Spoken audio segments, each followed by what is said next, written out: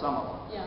And that way, when the director came in, he had a palette of choices to choose from. And when I sub-direct, that's what I do. I will give the director as many different reads as I can so that it's not my call. It is always the director's call. Yeah, and I think also with assistant directing, like, because I assistant direct on Dragon Ball Kai a lot, and all of you guys have done those, have been living that show way longer than I have, and so I tend to defer.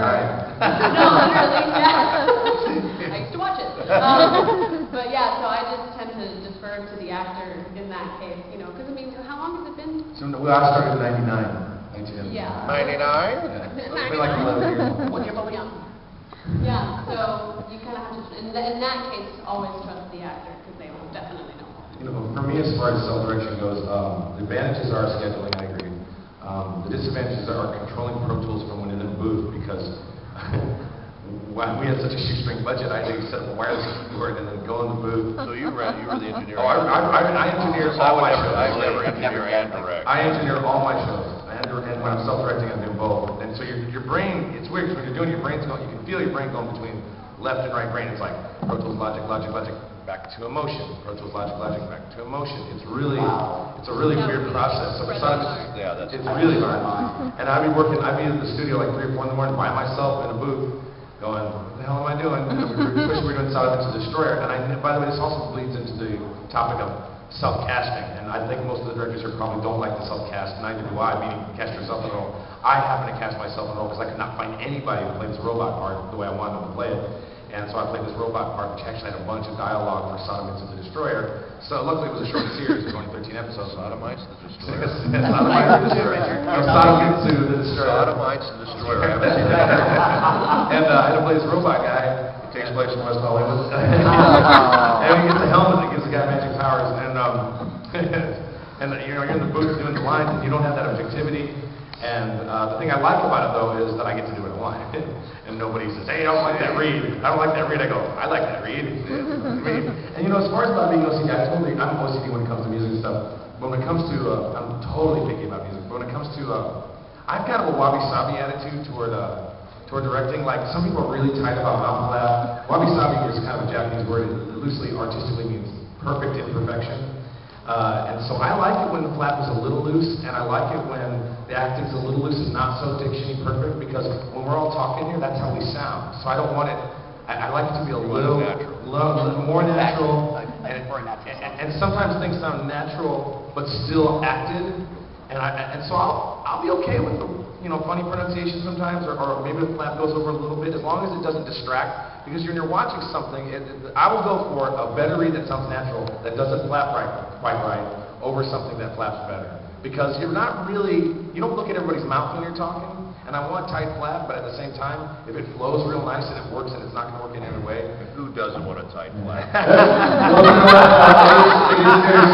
There's the 3 things. The most important is what you say, and it's how you say it, and then it's the flap. Sure. They're all important. Okay? You don't want to come to a theater looking dumb. But what you say, writing, content, how you say it, acting, and then the flap is third. But like, same thing with the self-directing. I direct myself and record myself all the time, every week.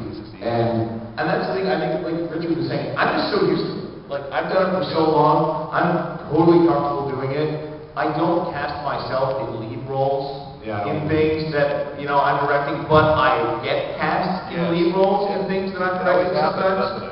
Yeah, and you know what, I don't have a problem with that. Because, you know, but the one thing that I do is I go last. I record everybody else first, and then I go in there, and then I just... You can listen. I can act, I react, I work with them, and then, in some sense, they're directing my performance, you know? So, that's what they... Do you guys do auditions like when you travel and stuff like that? You do auditions? Yeah. That's some. Okay, well, you have to self-direct in that, don't you? Sure, absolutely. Okay, that's true. Yeah, I mean, it's when you go in the booth, you do an audition. Even when you go in the booth, the audition, sometimes the director doesn't give you anything. Yeah. You have to self-direct. Yeah, I have no problem with that. Actually, I'm very comfortable doing everything that you've ever heard me do in Pokemon. I directed and recorded myself. But the other thing is also a lot of the producers that I work with, I have good relationships with them. And sometimes if it's a more demanding role or a bigger role, I'll be like, hey man, just make sure you know, just feel free to be extra picky with me. If I'm doing it myself, and the feedback's always good, so, it's all right. All right, another question, somebody. I just want to say something real quick in response to what you were saying about, because I'm a stage-trained actor too, and that's the way I was trained.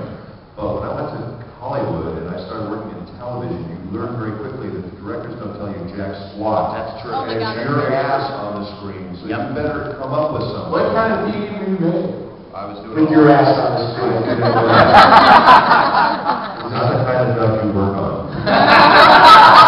Did you go back to Oh, well, but seriously, it's you up there, and you have to self-direct, and you know, almost as an actor, you have to have some of that. You have to have some of that. You have to be aware of what you're doing, because you can't rely on everybody.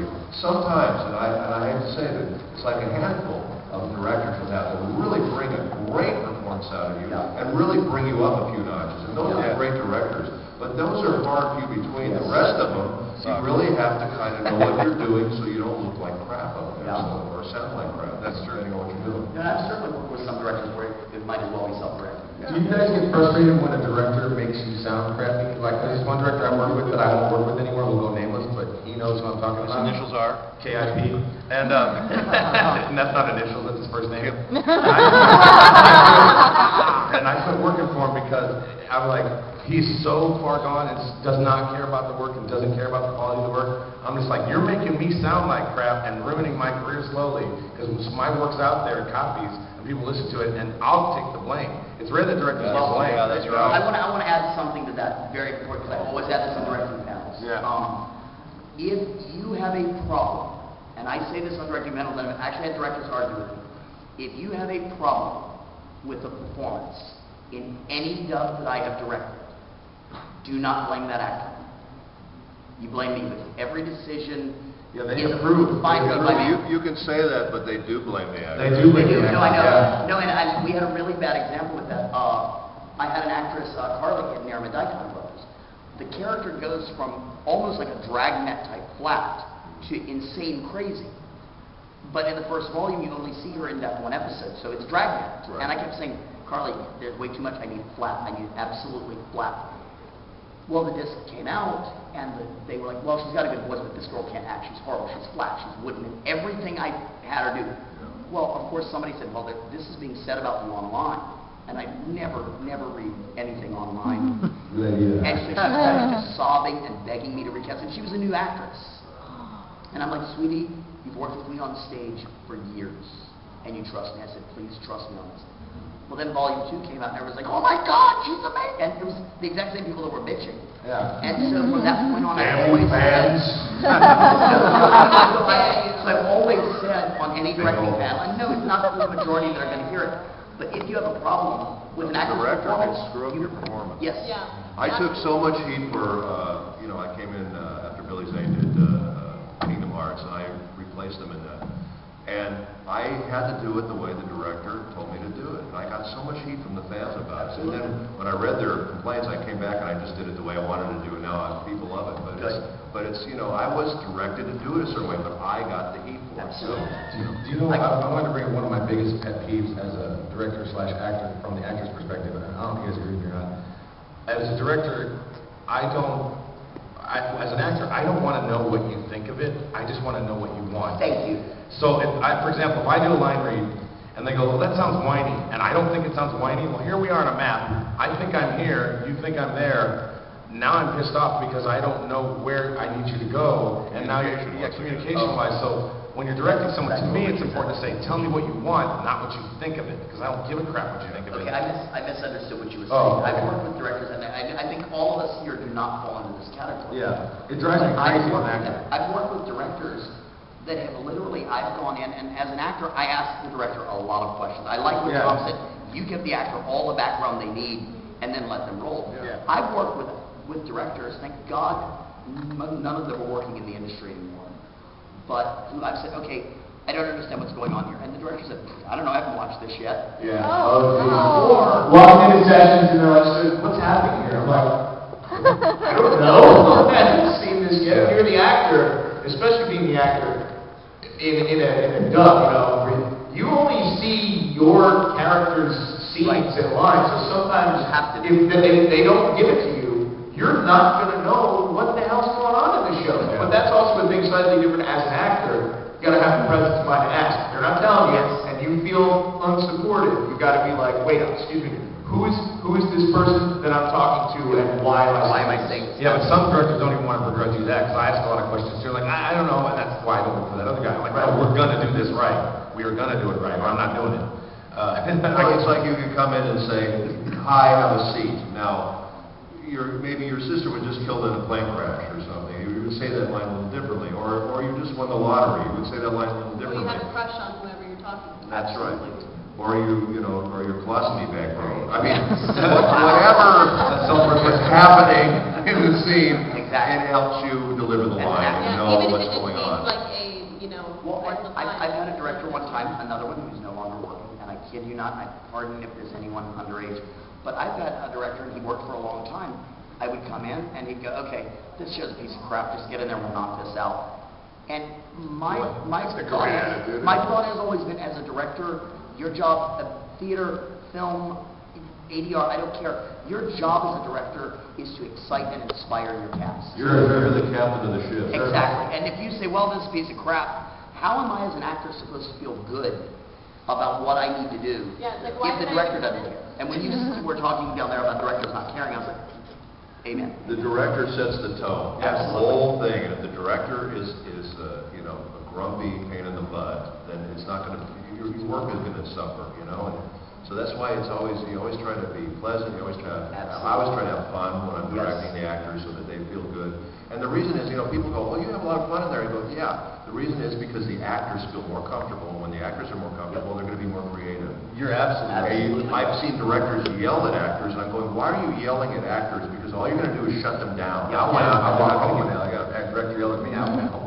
It's a very social job. Especially a lot of us, it's great, because listen, some days, you work and it does feel like you got run over by a truck because it's, rough schedules and you're dealing with stuff. But some days it's like that you were hanging out with your friends all day, I get to work with people like Sean. Sean is my friend, so that way, at work, we'll work together and it's like you're hanging out, so that is, and that's something also for me, I chat people up a bunch usually before we get started. And just to kind of get everybody loose and, and kind of, just set a comfortable tone. And then, okay, now let's get to work, Yeah, when I get to play in the booth between takes, I come up with such better stuff, and I have some directors that just don't want me to do it. And it's part of my creative process, like not wearing my shoes. It's these organic things that I do that make me feel like I'm in the sandbox, And then I let the director rein me in a little. I've worked with a couple of directors, and I love this method of working. One was a director named Scott McLennan when he was at ADV. He was always given B and C list titles. And any time I didn't realize until well after the shows had come out that they had been considered B and C list. And this is something that I took with me. He was my first producer, was my mentor producer.